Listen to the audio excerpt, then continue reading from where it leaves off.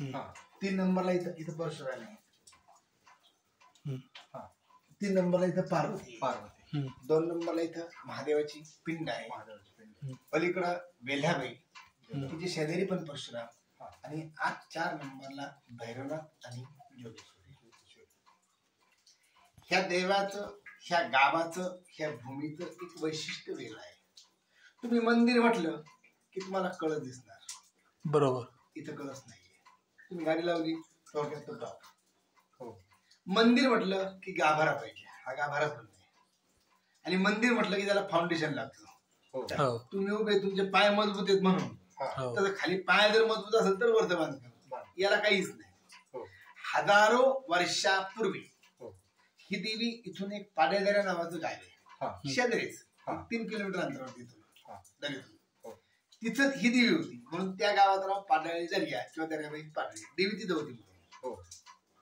तिथून एका रात्री ती इथं आली म्हणून ह्या गावाचं नाव पडलं वडगाव दर्या किंवा दर्याबाई वडगाव.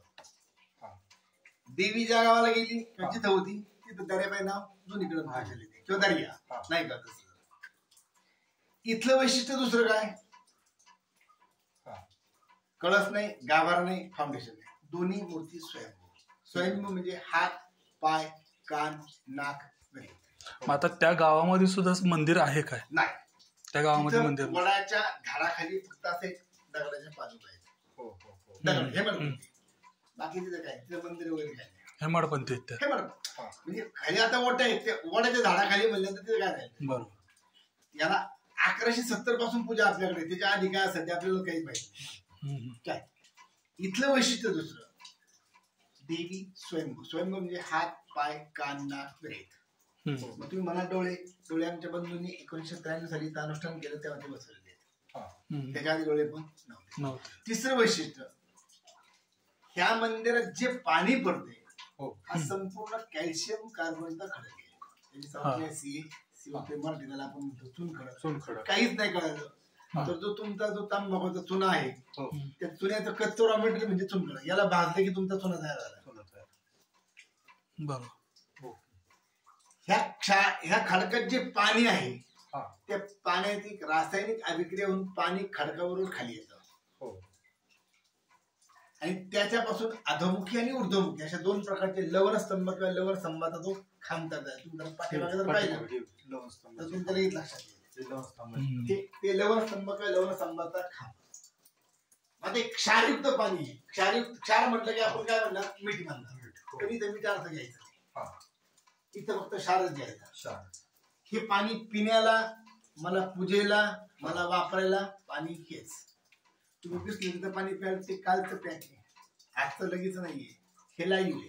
तुम्ही समोर पडते तुम्ही आपण ताजं पिते. बरोबर. काय याच्यात जे क्षार आहेत त्या क्षारापासून अधोमुखी आणि ऊर्ध्वमुखी म्हणजे जमिनीला असं वरून भिंतीला असं खाली जर तुम्ही जर पाहिलं तर जिथं पाणी पडतं तिथं पाहिजे तुमच्या लक्षात येईल. त्याचा टोक जर बोटाने खाली रोवलेले आणि खालून पण वरती आले. हे खाली आता हे तुम्ही दगड येतं याच्यापेक्षा 1 फूट इथं वरती उंच. हे पाणी जे क्षार साचून ज्यावेळेस एकामेकाला खालच्या वरचे खेटले. आता हा हत्तीच्या सोंडीसारखे झाले. हा लवण स्तंभाचा खांब.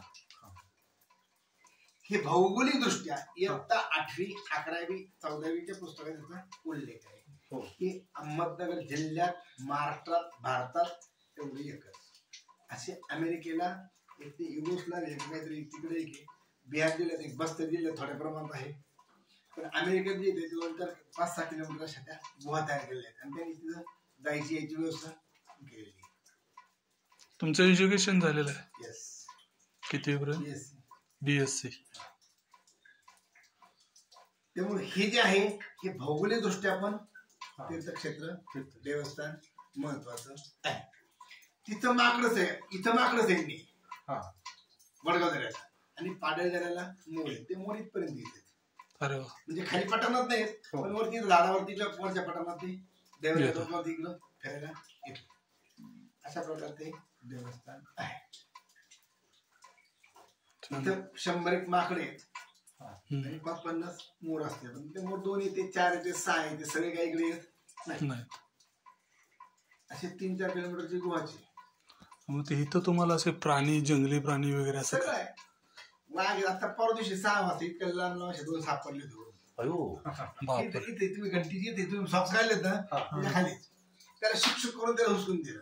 कारण तो आज घुसल्यानंतर माझ्या मनात राहिले समजा तुम्ही तिकडे गेले समजा तुम्ही पळत येताल पण बाई मनुष्य लहान पोर आहेत. आता डिसेंबर महिना म्हणजे हा सहलीचा असतो. एकदम 50, 100, 200 मुलं जर आली आणि मी जर त्यांना जर म्हणजे साप किंवा त्यांनी समजा साप जर पाहिला तर इथं 10 फात मरतील.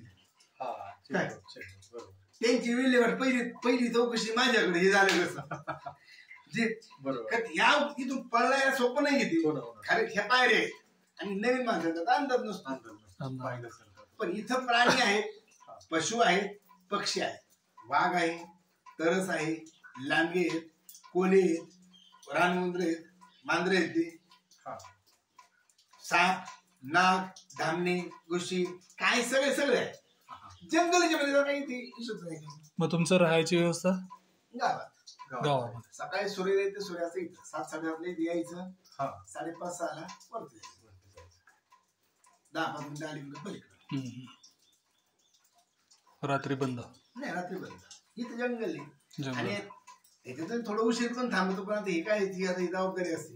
ह्या 2 पेटे आहे तिकडे 2 पेटे आहे आत पण काही असतं. एखादं मोठे जरी आले काय त्यांनी तर रात्री फोडले तर दिवसा फोडले तर काय तपास आहेच कोणी. आता 10 वाजेपर्यंत म्हणजे 10:30 वाजे तुम्ही आता शेती करत आहात 10:30 वाजेपर्यंत आपण तिकडे गेल्यानंतर इकडे उचलले नंतर काय तपास आहे. कॅमेरे पण कॅमेरे काय करणार नाही झाल्यानंतर कसा होता तो आरोपी. नाही ते झालं खरं.